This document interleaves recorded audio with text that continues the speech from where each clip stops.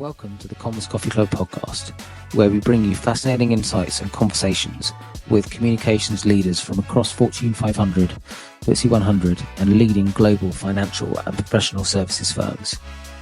I'm your host, Max Forsyth, founder and managing director of Comms Search and Selection, specialist in-house communications executive search and recruitment firm based in the UK, but covering the UK and US markets. Hello, and welcome to this week's Comms Coffee Club podcast episode with the wonderful Natasha Moore. What she doesn't know about investment and asset management communications. She is a treasure trove of insights, stories, tips, experience, you name it. She's had a brilliant career starting off in political communications and then working for the likes of Janus Henderson Investors, Morningstar, etc. She's got some great tips for anyone who is a comms professional in the investment industry, or indeed for any C-suite leaders or fund managers who are looking to expand their network and reach and funds via the strategic use of PR and communications. So without further ado, here we go, and look forward to hearing your thoughts. So, Natasha Moore, welcome to the Comms Coffee Club podcast. Thank you very much, and very nice to meet you today, Max, and see you. Yeah, lovely to see you too. And whereabouts in the world are you joining us from?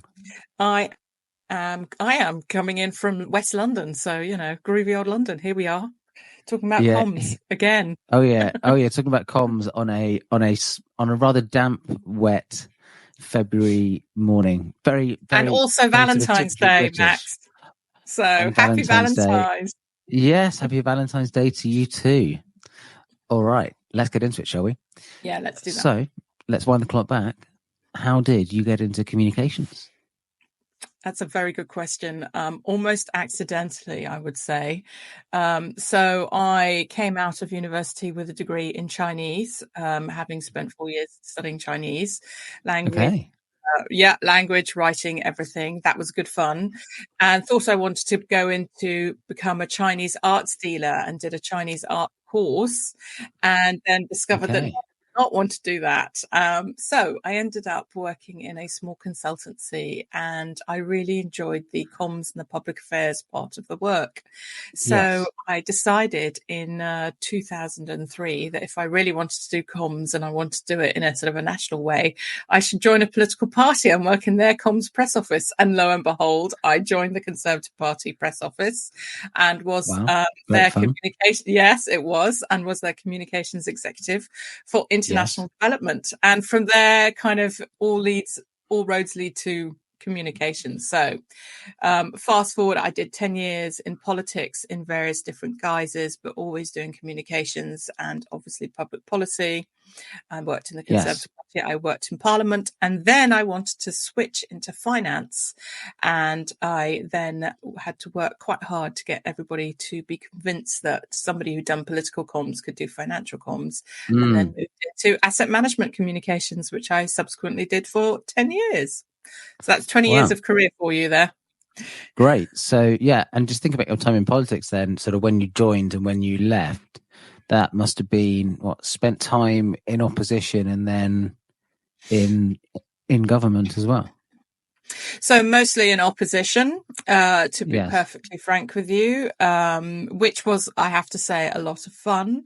And then when the time came to be in government, I just didn't make the cut. And so that is the one job I never had, which I was always sorry about. I was never a special advisor. Yeah, no, but kind of what was it like working in political comms in opposition? I must admit, I've never actually interviewed anyone who sort of worked in communications, but been in on that side of the fence. So what's that like? It's great. So I think if you want to learn how to do communications and you want to learn how to do it quickly and properly, work in a political party in opposition, and probably in government, because there is nothing quite like it. You learn very quickly. You are in front of all of the broadcast journalists, all of the print journalists, all of the regional journalists and the radio journalists from day one. you figure out quite quickly what it is that you are supposed to be doing and not doing. And also I was very young and inexperienced and actually relied upon everybody to sort of teach me my graft. So that was, of course, those who I worked with in the team at the Conservative Party, but actually also the journalists were very helpful at the time. And they were also not, because it's not their job to help you. It's their job to report Very stories. True. Yes. But, they would occasionally kind of give you a steer as to like, maybe don't do that, or maybe do this. They were different times. But I learnt a lot, and I learnt to respect the world of journalism, because they are our ombudsman effectively to democracy. As are a number of other stakeholders. And I also learnt that if you don't have a good piece of public policy or a good argument with clear narrative and data to describe what it is that you are presenting as a choice to voters, that will be found out very quickly. So do your homework and be meticulous in the detail. Yes, very good points and very true. And actually, I love what you say about it being a great sort of learning environment and training ground for anyone who then sort of moves into corporate communications. I think any candidate that I've known, or even hiring managers, anyone who's relatively junior in their team who has come from that political communications background, it's great, because it is like the 24-hour news cycle, but on steroids. And you have to be across your brief, don't you? Yeah. It's very formative, and it's very exciting and very addictive. And you learn very quickly if you are cut out for communications or not, because you will be dealing with a lot of people, and there's a lot going on. So you're trying to respond to journalist inquiries. You're trying to push out your narrative and demonstrate the choice that you're presenting to voters. You are also trying to stack up stuff for the next week and the following week.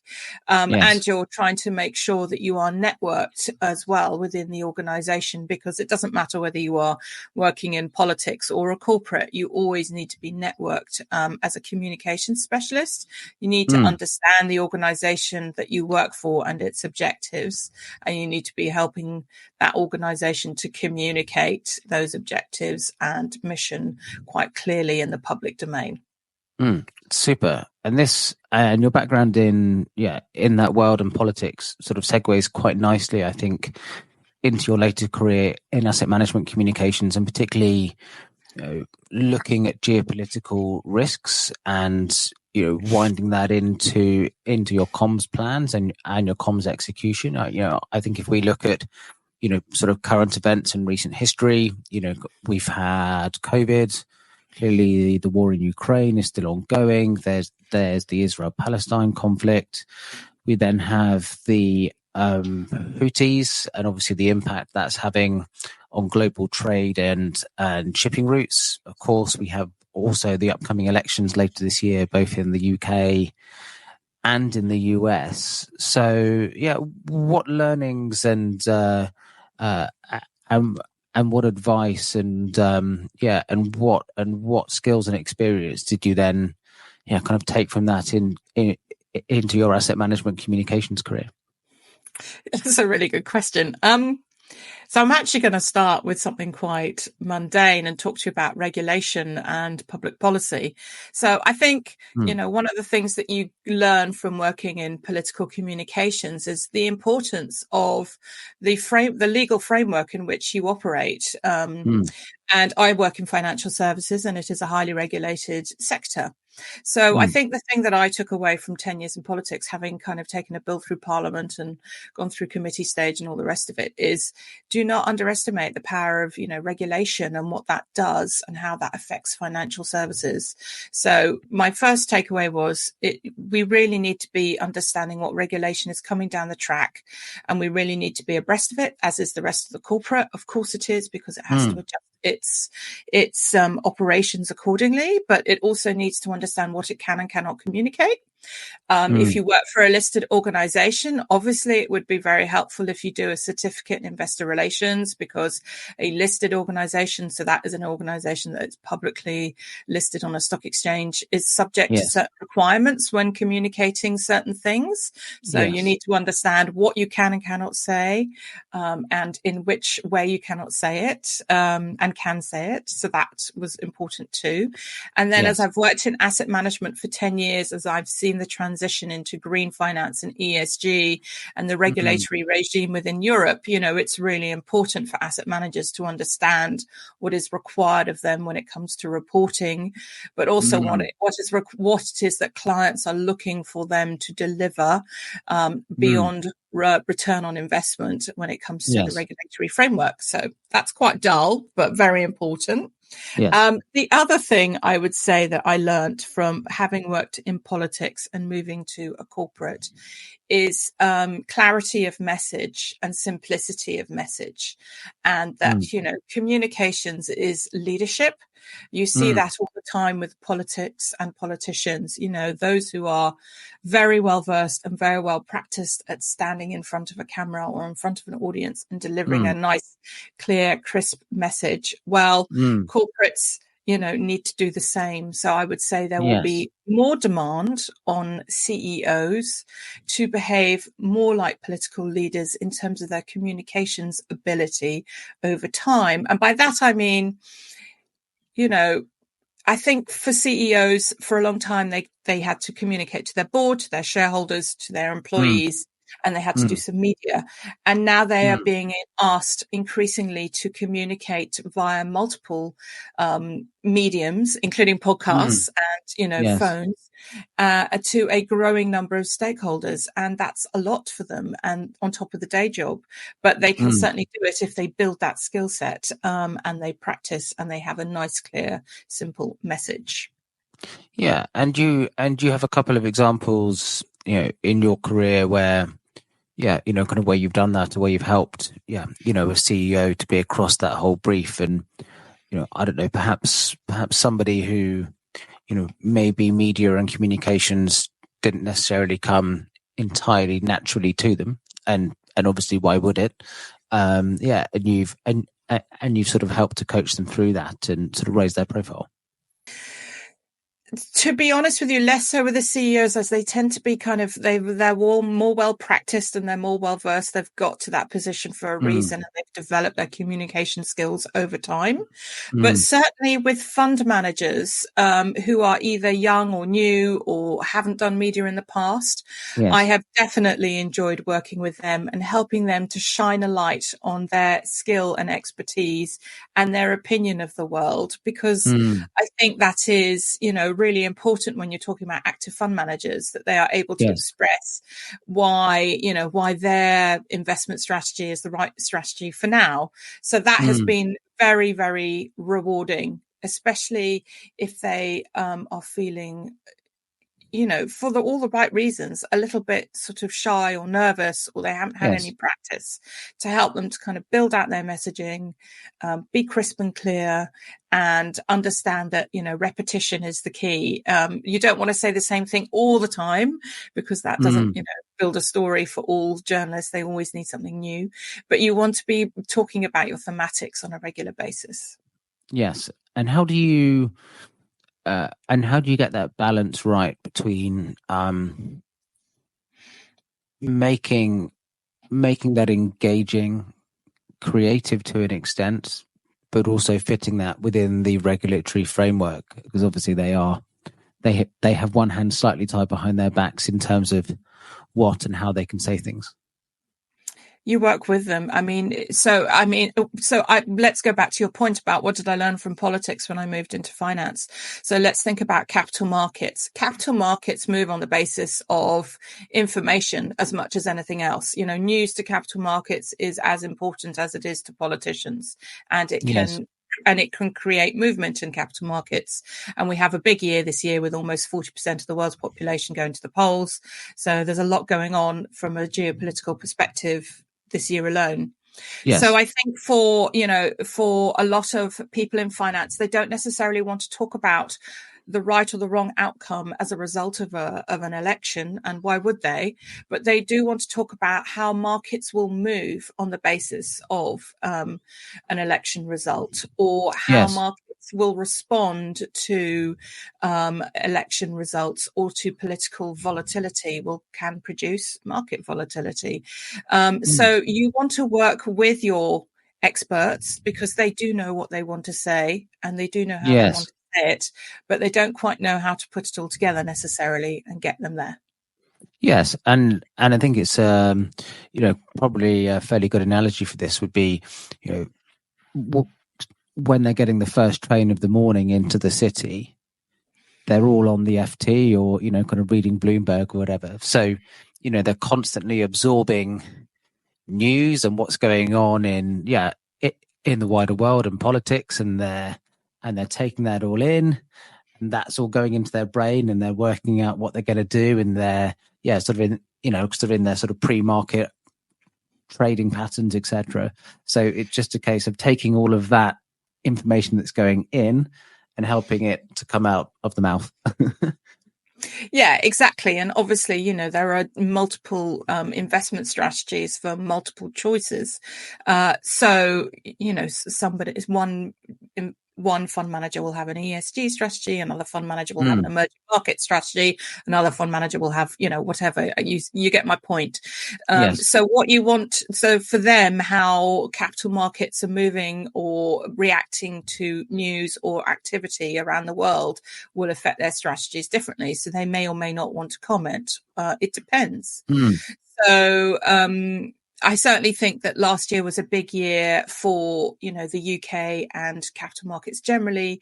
There was a lot happening post-pandemic, but I think the fact that we saw inflation come back in a big way was after the GFC, after 15 years of ultra low interest rates. And let's remember, before the GFC, interest rates were averaging about 5%. And then we went into this ultra low period, which everybody equated to be normal, but it is actually just a period of time. And now inflation is back. And now, with inflation, there is there has been quite a lot of flux and change with asset allocation and diversification. And, we still see a lot of speculation around, interest rates around the world and where will they go over the coming 6 to 12 months. And that is, I think, that is something that is newsworthy because, it always is. But that's just one small aspect of what can happen in capital markets in a day, in a 5-minute window. Yes. And as a communicator, how do you build trust with the fund managers? How do you build trust with your stakeholders? It's a good question. I think that this is the thing that a fund manager would never want me to say. But the reality is when a politician stands up at the dispatch box in the Houses of Commons in the chamber and defends his or her position on a piece of policy, and his or her view on a piece of policy, that person is, basically standing up and saying, this position is the correct position, and this is the rationale for why it is the correct position, and you present the evidence as such, right? Whether you're in government or whether you're in opposition, you are creating a narrative, and you are demonstrating your ability to be in government because of the choices that your political party is going to make in government, or is demonstrating it's going to make in opposition.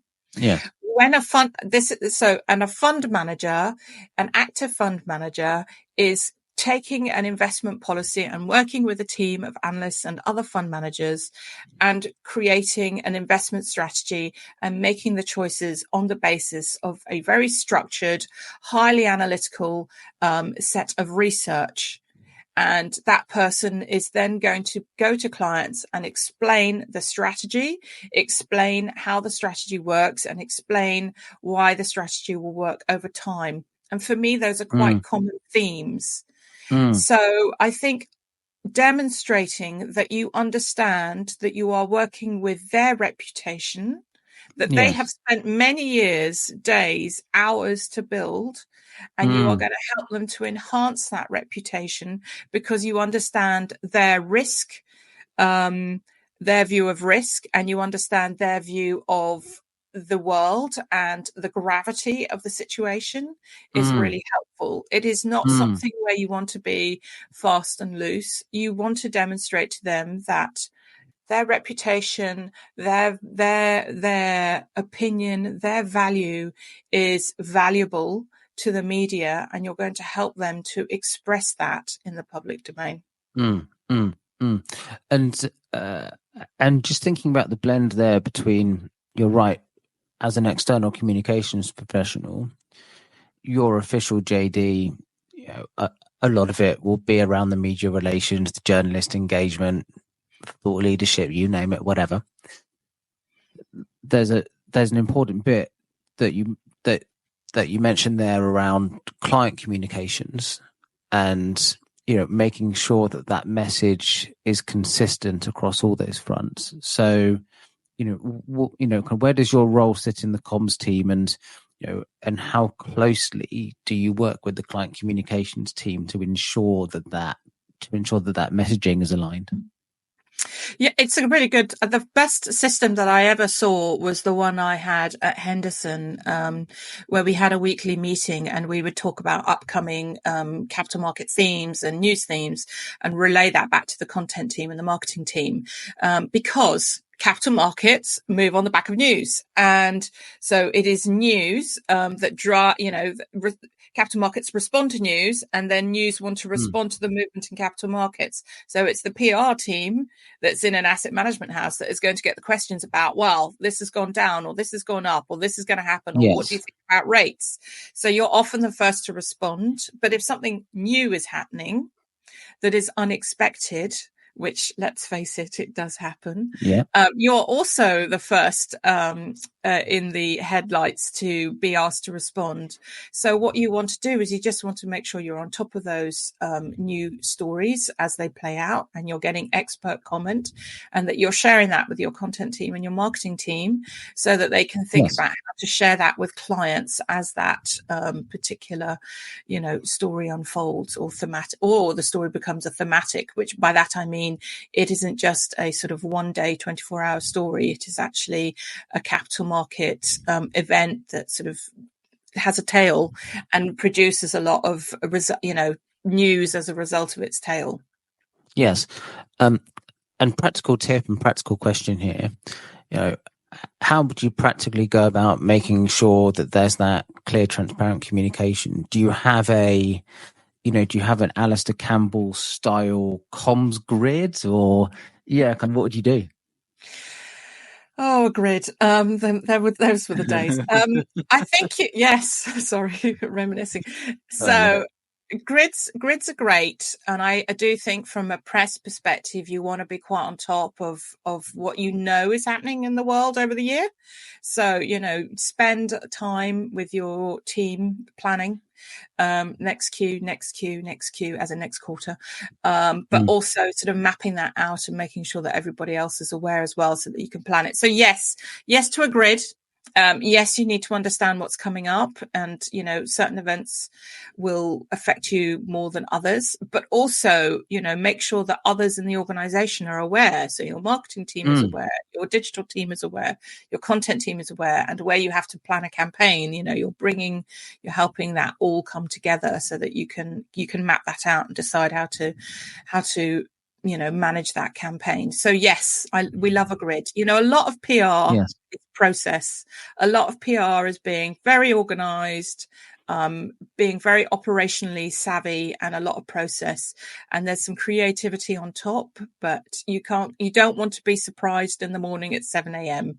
That's what you do not want, if you can possibly help it.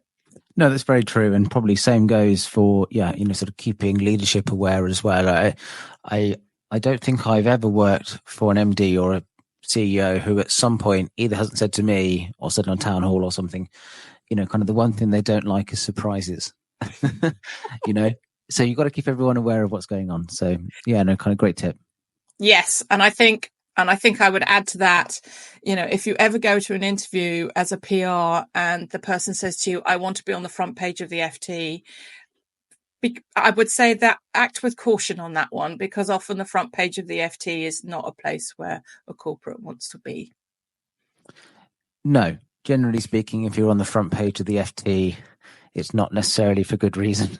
So I think the fundamental rule about public relations and the difference between it and marketing is when you are working with journalists, they have an objective, and their objective is to write a story that is newsworthy, that their editor will like, and that their readers will read.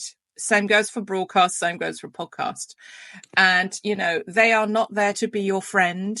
They are there to write the stories, because the stories are the news. So Yes.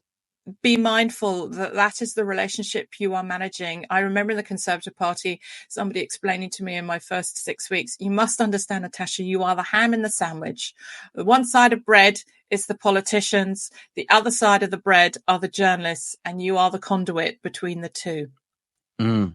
Yes. And I remember and even from my journalism degree, it was just drummed into us all the time. Probe, ask questions, dig. They're not there to be your mate. They're there to find out information. I think also particularly, it's a little anecdote, but certainly for anyone in politics or even in the city, the amount of, networking or news that can get generated at networking events in the evening after a couple of glasses of red wine. You do still have to be aware and on your toes, and kind of careful with what you say. Yeah, you're always on parade. Absolutely. I would completely agree with you, Max. And I think when you start in politics, you really do understand the difference between what is on the record, so that is a quoted source, off the record, which is an anonymous source, but still quoted, and on background, which is not for print or publication, but can actually enable two parties to explain a situation with greater clarity, even though none of that conversation can ever be printed. I learned that really fast when I was in the Conservative Party doing communications, and it is a skill I've taken with me for my 20 years. So yes, you are always on the record unless you have negotiated your terms and conditions before the conversation starts. Yes, and even something as soft touch as a nice little double page feature article in the FT magazine at the weekend. Yeah, even then, still need to be on your toes. So that's a lovely segue, because actually one of the things I really wanted to do at the Conservative Party was help to get the female vote out in advance of the election, because I don't know if you're aware of this, but it's actually female voters which decide our prime ministers. They did that in 79 and they did that in 97, because women tend to live longer and there's more of them and they vote. So that was one of my jobs. I really wanted to get the female vote out, and in order to do that, we had to not be in page 3 of the Times. We had to be in the publications that women read, so lots of female focused magazines and female focused media, and it was a lot of fun, except that occasionally you would meet somebody who would say, oh, but this is just a girly magazine, it's just not going to be that challenging of an interview. And let me tell you, they were the most challenging interviews, and they would ask the most difficult questions, and if the politician was not prepped, it would be unfortunate. So never judge a book by its cover. Never think this is an easy reading, easy listening, exercise, and therefore I can wing it, because there's nothing like it. Funny. So clearly Keir Starmer's press team have nicked your idea, because Starmer seems to be all over the glossies at the moment. So he knows what he's going for. Yeah. Good for him. No, nice, great, good stuff. What's the favorite or your favorite comms campaign you've worked on? Oh, all of them. I love campaigns.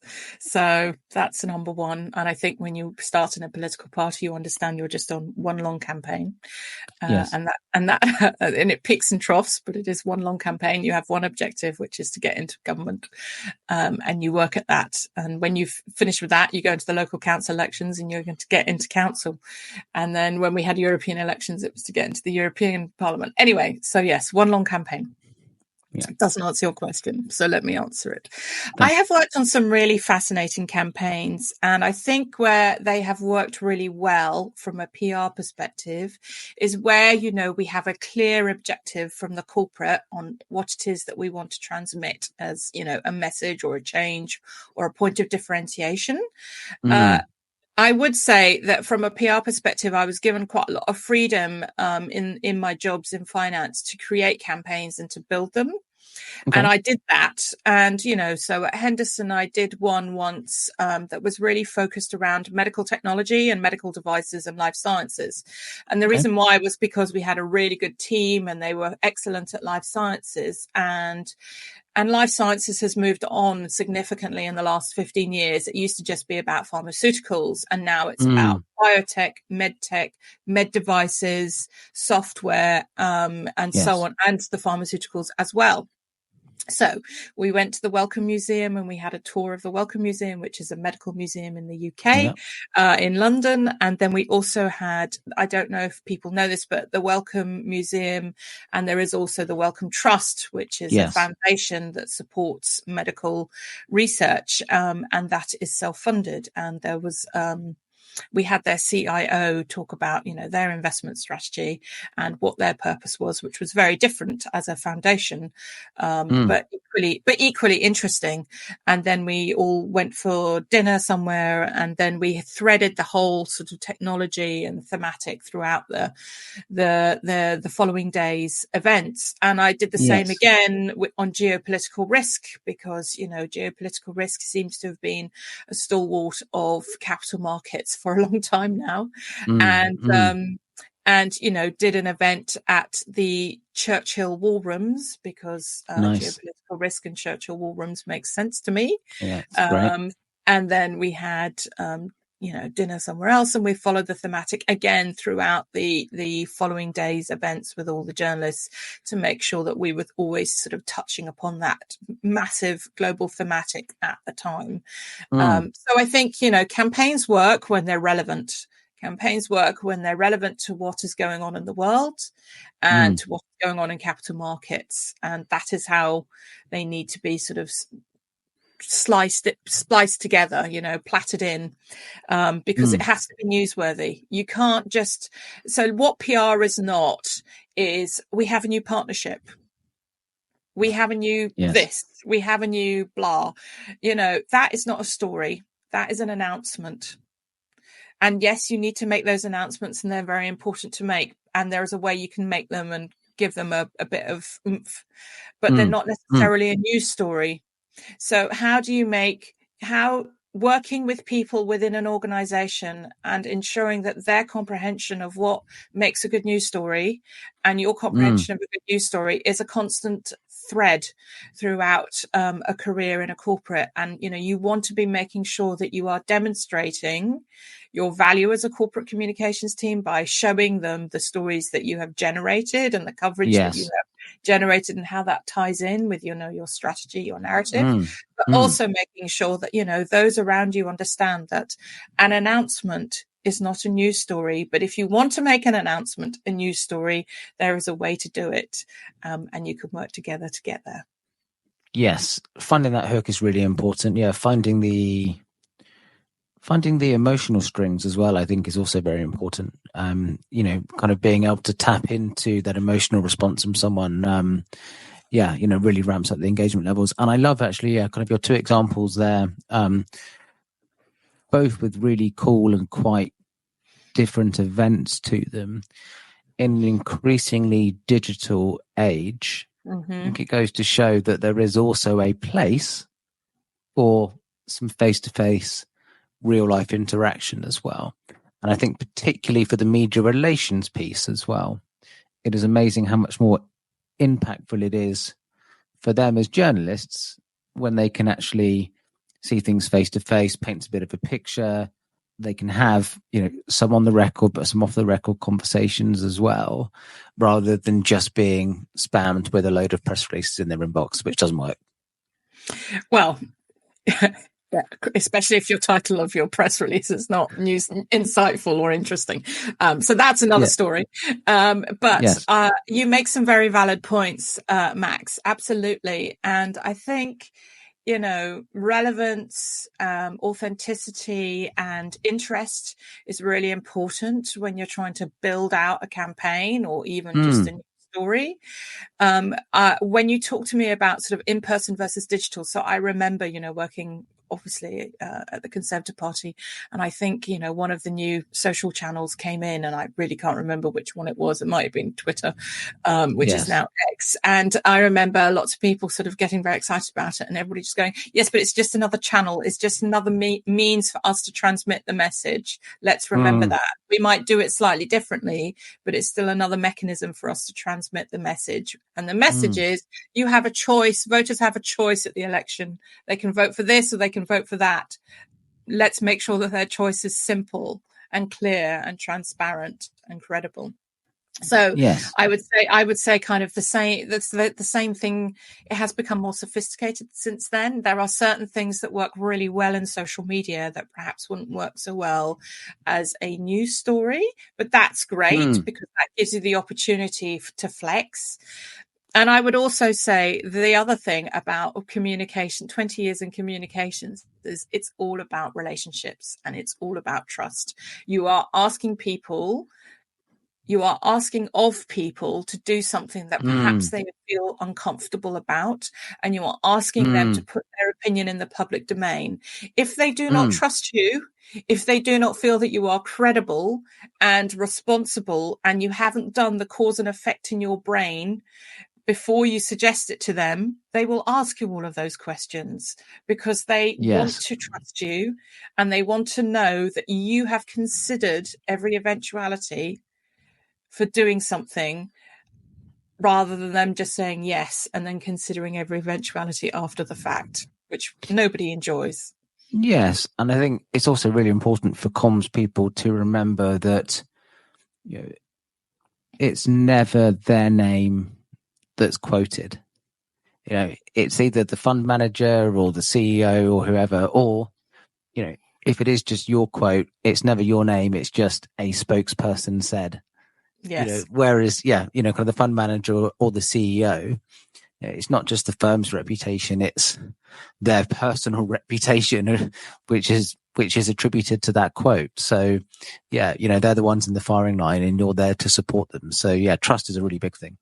Trust is massive. And if you don't have trust, people don't trust you, it's going to be very difficult. So I think the thing that you're doing within your first 100 days of a new job is you are making sure that you are fostering that trust with all of your stakeholders, those who will be in the public domain and those who won't. You want to make sure that everybody understands that they feel that you are a safe pair of hands, and that you are going to consider the implications of something kind of in the round before you act. No, of course. Especially in finance, right? Yeah, indeed. And that segues again nicely quite into CEOs and leadership. Who's your favorite CEO you've worked for in terms of their communications and why? Gosh, what? Can I also pick a politician? Of course. Okay. So I've seen some really excellent politicians at work present, speak, lift an audience, take people on the journey with them. It is quite a skill, having charisma and being able to harness that and build that rapport with a group of people whom you have never met before, who are in an audience and may never meet again. It's very special. It's quite unique. And I haven't seen that many people do it well. I think David Cameron, he was really good on stage. He could really just bring it all together and he was almost better when he was under pressure. I felt like the pressure of a conference speech, it worked for him. He could be really amazingly excellent and take the whole room with him in a very inspirational way, because ultimately, that's what you're trying to do with politics. Bring people on the journey with you. Yes. I also worked for an exceptional politician who taught me a lot of my graft, and he was called Mark Prisk, and he was amazing because he had the intellectual rigor and he was willing to do the work to build out his communications as well. And I could, he would sit and play the chat show host in front of 4,000 people at Conservative Party conference and do it so well, so expertly. And you think about broadcasters and how much practice they have to put in to look really fabulous in front of a TV. Yes. It's something else, right? Yeah. And then in terms of CEOs, I really enjoyed working with Andrew Formica, who is the CEO at Henderson Global Investors. And the reason why, again, is because he had the intellectual rigor. He was an actuary, he was an accountant, and he was a fund manager, I think. And his head was big. He could do nice big thoughts and then wrap and pack them quite sweetly and succinctly and transparently, and concisely. Nice. And he would always be willing to consider a media opportunity and make himself available. And as a result of that, he had a lot of profile. He helped to build the brand around Henderson. He helped to express the views of Henderson, which is now Janus Henderson, at the time when he was the CEO. So that was a real pleasure, because he was very, very intellectually able, but he could also describe things quite concisely. And he was also very good in front of a camera. And I think, for CEOs, learning not to be wooden is a skill that is something, again, that they have to add to their sort of their to-do list. So as well as doing the day job, as they are working their way through the organization or the organizations, they've also got to build this whole kind of remit of skills of how to present, but they're not presenting in the same way to all audiences. Is the audience employees? Is it board? Is it shareholders? Are they in front of a journalist? Are they in front of a camera? Are they filming themselves because they're at COP28? Are they writing something? Are they giving an after dinner speech? Are they doing a 10-minute uplift before somebody else is actually the keynote speaker? Are they opening a conference? All of these types of communications are different types of communications that require a slightly different skill set. And I love that. I love watching them. I love watching them in those different environments and see how they all do it. I find that endlessly fascinating. Yes. A real mix of talent, skill, emotional intelligence, and I guess also the ability to perform in many respects, right? It's a bit like being an actor, being able to go from, one format to a different audience, etc. And just being able to, sort of flick a switch and turn it on, is pretty impressive, actually. So I'll have to search for him on YouTube and find some of his old stuff, because it's probably really good. Is he still working, or Andrew? He's in Australia now, so I'm not sure what he's doing. But I've just worked with so many people now. I do feel blessed in that respect, and they're not all CEOs, but they are all have been interesting. And I do love working with people and bringing their views into the public domain and helping them make that leap. I've worked with some really fantastic, research experts as well at Morningstar, who are incredibly knowledgeable, and who are very competent and capable and articulate. It is a really great career being in communications, because you do, in a way, you have quite a lot of purpose in your function, in a very pure sense, which is beyond, how we're going to express this strategy or how we're going to build this campaign on a very pure and simple person-to-person level. It's like, this person is extremely clever, very articulate, and very knowledgeable, and that voice deserves to be in the public domain. How are we going to ensure that that voice is in the public domain and gets that kind of reflective depth and gravitas that it deserves, because this person has put in the work throughout their career to be that good? Yes. Does that make sense? Yes. Yeah. No, it does You're completely make sense. basically, Yeah. you're basically like a lighthouse, and you just want to shine the light on the expert view, because the expert Yeah. view is so wonderful and slightly Yes. different and articulate. How can you not do that? Yes. And as an extension of of you being that lighthouse and shining the light, you're now a comms consultant for the financial services industry. So do you want to tell us a little bit about that and what you're up to and how you can help? Yeah, absolutely. So this is all very new. I've literally just started, and I'm just working on my way through an interim contract at the moment, which I'm enjoying very much, and is a fantastic team. Yes. But effectively, I have 20 years of career, and I feel like I understand asset management quite deeply now and profoundly. And I understand, what themes are going to be confronting asset management over the next 6 to 12 months. And all of those need to be communicated. So I am available to help asset managers express their point of differentiation, to show their clients, why they are there and how they're going to help them, and to help the experts, the fund managers, and other experts to showcase their skill set and their expertise. So that is, and that can be on a strategic level or a tactical level. There is obviously both. That is what I'm going to build out, and we'll see how it goes. But I'm very excited. And I think it will just allow me to sort of play to my strengths. And I do feel like my strengths are, I'm somebody that always comes in and sort of helps out on a project, delivers, and then is quite happy to sort of move on and do something else. So I do see comms as a profession in many ways as a series of projects. You're always kind of moving from this to that to the other and trying to sort of keep all the plates spinning. So that will be great. Super. Lovely elevator pitch. Really nice. Like it. And where can potential clients find you? Where can they get in touch with you? LinkedIn is probably the best for now, because unfortunately this has happened that the business is coming before the website. But there you go. We'll get the marketing strategy there. That's fine, and LinkedIn is the B2B marketing channel these days. So, there's no point using anything else. So it's perfect. Yes, exactly. Yes. But no, Max, I mean, it's great to talk to you today, and you're so right. It's been a pleasure.